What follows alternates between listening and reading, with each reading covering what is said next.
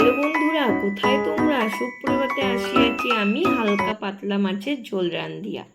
মাছ মাংস খাইয়া যখন অরুচি ধরিয়া যাবে, মজা পাইবে তখন এই ঝোল খাইয়া। সবজি নিয়েছি আমি ঝিঙে আলু কাটিয়া, সাথে নেব আদা কাঁচা লঙ্কা চিরিয়া। মাছগুলোকে বডি ওয়াশ করিয়া নুন হলুদ মাখিয়া মেকআপ করিয়া লইব। ফুটন্ত তেলে ভাজিয়া তুলিয়া রাখিব। অন্যদিকে করিয়া লইব আদা জিরা ধনিয়া গুঁড়ার রসায়ন। ভাজা তেলে দিব ফোড়ন, কালো জিরা 2-4খানা সবুজ লঙ্কা চিরিয়া। গন্ধ ছাড়াইলে আলু দেব ছাড়িয়া। কিছুক্ষণ ভাজিয়া লইয়া বন্ধু ঝিঙেকে করিয়া দেব দেখা। নুন ছড়িয়া বন্ধুত্ব গাঢ় করিবার জন্য দিব বাটা মশলা। সাথে যোগ করব হলুদ লঙ্কার গুঁড়ো।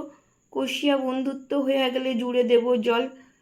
ফুটিয়া লইয়া ঘন হইয়া আসিলে প্রধান অতিথি পোনার হাজির করাবো।